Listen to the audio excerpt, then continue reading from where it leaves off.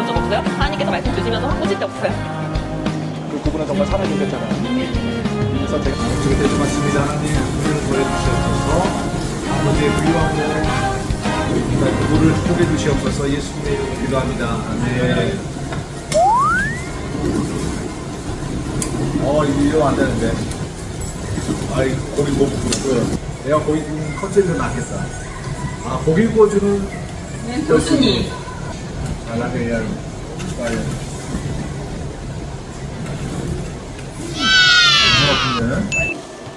그 생각을 되게 많이 했어요. 교회하고 안 맞아요? 교회랑은 잘 맞아요. 그러면. 방식이. 기존 방식을 털고 내가 약간 좀 이제 나가자 이렇게 하는 상황인데 이게 쭉 이렇게 잘 가다가 성향대로 가다가 그게 영적으로나 아니면 기로나 싹 눌릴 때가 있어요. 왜냐면 내가 하는 말은 내가 맞을 수도 있고 안 맞을 수도 있지만 굉장히 그들한테는 불편한 일인 거잖아요. 그럼 그들의 그 불편한 사람들과 계속해서 관계를 쌓다 보면 어느 순간 제가 확 지치더라고요. 어떤 건지 아시겠어요? 그게 요새 고민이에요. 이걸 이렇게 나가야 되는 건지. 여행 갔다 오셨잖아요. 여행 어떠셨어요? 투르키하고 그리스 너무 좋았어요. 가서 사도 바울 선교 여행지를 답사를 했는데요. 느낀 게 있어요. 우리 성경에서는 바울이 갔던 곳을 지명을 보잖아요. 네. 비시디아 안디옥에서 이고니온으로 가는 그 바울의 여정이 잠깐 나와요. 한 문장으로. 근데 비시디아 안디옥에서 이고니온은 문장에서는 짧지만은 직접 가보면 되게 멀어요. 멀어요. 바울이 여기서 걸어갔어요. 그 바울이 선교 지역을 일부분은 다 갔는데 다 걸어다니거나 배를 타고 가는데 되게 힘들어요. 힘든 여정이었다는 거. 그걸 이제 직접 이제 보게 된 거죠. 내가 바울을 너무 좋아하지만은 너무 건조하게 좋아했구나. 함부로 바울을 함부로 내뱉는 행위 또는 이름 짓는 행위는 내가 자중해야겠다 이런 생각을 들었고, 또 하나는 내가 너무 편하다. 편하게 하는구나 나는 사역을. 내가 배에 막 기름만 끼고 속이는 거 아니지? 배에 기름만 잔뜩 지방만 쌓이고 나는 정말 사역을 편하게 한다. 근데 조금만 불편해도 내 환경이 조금만 불편해도 막 불평하고 짜증내는 이런 모습을 보면서 나 이러면 안 되는다 하면서 회개를 많이 했던 시간을 내가 가졌어요. 저 같은 경우에는 여행을 굉장히 좋아하지만 그 성지순례 가는 거에 대해서 믿음이 없었을 때는 왜 돈 주고 저런 고생을 하냐 이런 마인드였지만 이제 또 말씀도 배우고 또 이제 또 가끔씩 이렇게 예수님이 우리를 위해서 돌아가셨을 때 되게 울컥한 마음이 올 때 한번 나도 그 장소에 가보면 그런 영감이나 그런 기분이 조금 더 느껴지지 않을까 이런 생각을 한번 해본 적은 있죠. 그 장소를 가는 것 자체만으로도 그걸 느낄 수 있어요. 와서 제가 인상 깊었던 것, 내가 느꼈던 것은 내가 지금 처해 있는 상황은 너무 편안하다. 감사하다. 물론 감사하죠. 감사하는데 내가 너무 편안한 삶을 살고 있다. 학생들에게 가르칠 때는 예수님의 복음을 따라서 우리가 복음을 전해야 된다라고 막 힘주어 목소리 높여서 말하지만은 그렇게 하는 나의 열정은 그렇지 못하다는 것을 깊이 깨닫게 됐는데 부끄러웠어요. 많이 부끄럽고 지금도 그런 생각이 있어요. 내가 지금 학생들을 가르치고 있지만 내 어떤 열정들, 내가 가지고 있는 지식들이 학생들에게 많은 영향을 주고 있는가? 나는 가르친 대로 살고 있나? 하나님을 사랑하라고 했는데 하나님을 사랑하고 있는 것이 타인을 사랑할 때 나오는 거잖아요. 난 그런 삶을 살고 있나? 나는 남의 약점을 보고 정죄하고 있지는 않나? 부끄러운 것들이 많이 생각나요. 어려운 질문인 것 같아요. 저한테는 요즘에 제가 고민을 많이 한 부분이 그거예요. 근데 어떤 말씀인지 알겠어요. 제가 막 저도 은혜 받고 어떤 부분에서 와, 만약에 중국 선교를 생각한다면 옛날에 나 태어났으면은 막 정기고문 당하고 어디 끌려가가지고 막 이상하게 막 바보돼서 오면 다행인데 또 못 오는 것도 있고 그런 사람들을 보면 하나님이 이렇게 나를 안전하게 이 한국에서 이렇게 지금 훈련시키시는 게 너무너무 감사한 거예요. 근데 이게 이상한 게 얼마 못 가요. 그런 그 초자연적인 그런 감정이 어느 순간 굉장히 내가 이걸 잊지 않을 거야 라고 생각하는데 어느 순간 잊게 되는 거죠. 아프기 시작하면서 아픈 게 이제 치료가 됐는데 이렇게 끝까지는 다 안 고쳐주시더라고요. 그때 바울의 눈 아시죠? 그거 보면서 아 내가 이런 것마저 없으면 또 이 길을 계속 갈 수 없어서 그때는 원망스러웠지만 아 이런 게 있었으니까 내가 여기까지 왔구나 했는데 한 번은 침대에 누워서 시험에 들은 거예요. 아 이건 아니야. 내가 진짜로 내가 혼자 착각에 빠져서 하나님 날 쓸 거라고 생각했나 봐. 이렇게 이제 생각하면서 이제 하루 종일 우는 날이 있었어요. 근데 아침에 딱 눈을 떴는데 저는 극동방송을 되게 많이 듣거든요. 근데 그때 그날에 막 모진 매를 다 맞고 바울이 감옥에서 앉아있잖아요. 한숨 쉬면서. 그 말씀이 저한테 너무 박히는 거예요. 그래서 그 전도사님 로마가 말씀으로 여기가 예루살렘이라면 나에게는 로마가 있겠구나. 그 로마가 중국일 수도 있겠구나. 이런 생각을 한 거죠. 아, 나 근데 그때 너무 감동적이었어요. 교수님은 그런 적 없어요? 하나님께서 말씀 주시면서 확 꽂힐 때 없으세요? 저는 엄청 많죠. 그래서 바울은 상상할 수 없는 그런 선교 사역을 하셨어요. 따라갈 수 없어요. 그러니까 그분이 그런 열정을 했었다는 것은 많은 이유 있겠지만 그 중에 가장 중요한 이유가 예수님이 빨리 오신다라는 그 말하는 그 신앙. 내가 땅끝까지 복음 전하면 빨리 오실 거야. 열정이 있었나. 그때 지금 생각나니까 너무 그러니까 그때는 한없이 제가 되게 낙심하고 되게 힘든데 그 바울의 말씀을 딱 읽으면서 바울도 이런 기분이었을까? 이런 생각이 좀 들면서 이렇게 성경에서 나오는 말씀 하나하나 이렇게 이 선지자 한 명 한 명이 나한테 굉장히 그 상황에 대해서 롤모델이 되고 위로가 될 수 있겠구나 그런 생각을 진짜 많이 했어요. 교수님이 처음에 만난 하나님은 그 호세아서를 읽고서 만난 거예요? 호세아에 있는 것은 내가 탕 같은 삶을 살았거든요. 중고등학교 때 교회를 정말 잘 다녔어요. 막 전도 왕이었고 시골 교회였지만은 그 마을 몇 개를 돌면서 학생들을 다 전도해서 막 중고등학교가 부흥했어요. 서울이다 보니까 얼굴 까맣고 근데 처음에 이제 서울에 정착했던 게 내가 양재동이었거든요. 집 앞에 교회를 나갔는데 수줍음이 많으니까 교회 적응이 안 되더라고요. 그런데 그냥 미술 학원 다니고 재수했거든요. 미술도 엄청 잘하실 것 같아. 잘했어요. 신문에 나오고 깨알지 않아? 아니 왜 겉은 이렇게 굉장히 남자답군데 속은 완전 예민하시고 되게 섬세하실 것 같은 맞아요, 느낌이에요. 맞아요. 소심하고 막. 디자이너 같은 거 있으면 진짜 약간 앙드레 김으로 날렸지 않나? 너무 많이 나갔어요. 시골은 불 끄면은 저녁에 아무것도 안 보여요. 근데 도시 가니까 막 24시간 막 내국사람이 막 켜지고 신세계였어, 신세계. 저놈한테는. 어쨌거나 이제 적응 못하고 점점점 떠나고 그랬던 삶을 살았죠.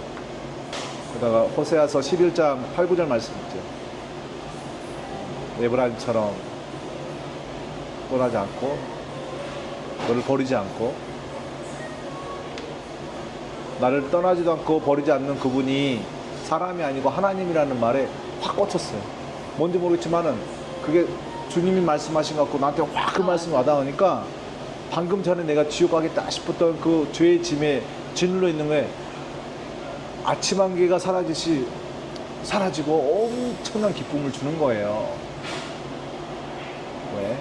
왜? 정말 주님을 만나셨네요. 그래서 막 미친 사람처럼 막 하나님이 내 죄 용서해 줬다고 막 뛰어다니고 은혜 그랬어요. 받아서. 그 다음부터 내 삶이 완전히 달라졌어요. 그 이후로 내가 그러면 남은 인생 내가 하나님께 어떻게 영광을 돌리지? 아, 내가 방송국 그쪽에 있었으니까 그걸 통해서 하나님께 영광을 돌릴 수 있겠구나. 뭐 연말에 시상에서 시험 받아들고 이거 하나님께 영광을 돌리겠습니다. 이러고 있잖아요. 이거 그거를 원하시는 건가? 왜냐면 그때 내가 연기를 그쪽으로 이제 딱 준비하고 있었으니까 오디션을 갔는데 오디션을 갔어요. 예수 믿고 나음에 갔는데 너무 부끄러운 거예요. 단 한 번도 느껴보지 않았는데 내 자리가 아니에요. 거기는 너무 은혜 받고 나서 가니까. 너무 막 이건 내 자리가 아니고 서 있는 것 자체가 막 어색하고 부끄럽고 막 말도 안 된 그런 상황에 감정을 느꼈어요. 그래서 이건 아닌가 보다 하고 나오면서 그럼 내가 어떻게 해야 돼요? 기도를 많이 했죠. 그럴 때 고등학교 때 기도하면서 받았던 은혜가 있었거든요. 그게 탁 떠오른 거예요. 하나님 영감을 주셨네. 탁 떠오르게 하는 거예요. 충격이었죠. 그러고 나서 만학도로서 내가 신앙을 하고 목회하는 걸 주님이 원하신 거구나. 주의 종의 길이구나. 그래서 지금의 삶을 살게 된 거예요. 만약에 내가 비싼 차를 산다 해도 그 차가 영원하지 않잖아요. 연식이 되면 계속 바꿔야 되는 거고 또 거기 관리를 또 해야 되고 그것만 신경 써야 되고 하는 제 자신이 처음에는 기뻤는데 갈수록 스트레스인 거예요.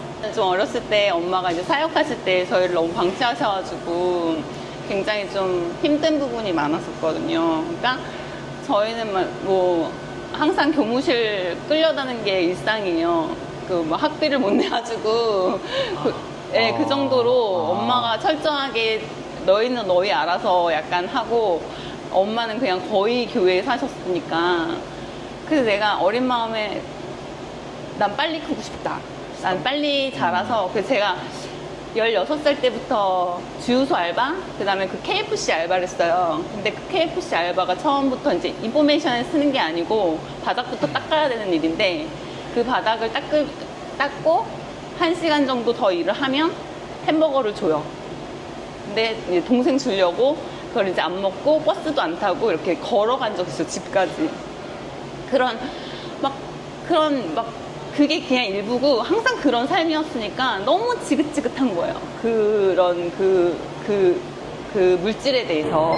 제가 세상에서 있을 때도 하나님은 제 옆에 항상 있었고, 그리고 그 죄를 다 보셨고, 그리고 나를 그냥 봐주시기로 작정하셨고, 용서해 주시기로 작정하셨고, 죄는 어쩔 수 없이 사람이 갖고 태어난 건데 이걸 거룩하기 위해서 내가 하나님 앞에 더 가까이 가야 되겠구나라는 생각뿐이었지, 나는 죄인이지만 하나님께 버림받은 자는 아니구나, 태 속에서부터 하나님께서 나를 쓰시려고 이미 작정을 하셨구나라는 거를 굉장히 그 성경을 읽으면서, 그래서 저도 교수님처럼 여기 불신지옥 예수천국 이거 하고서 막 가려고 그랬어요. 막 정말 너무너무 막 세상이 아름답고요.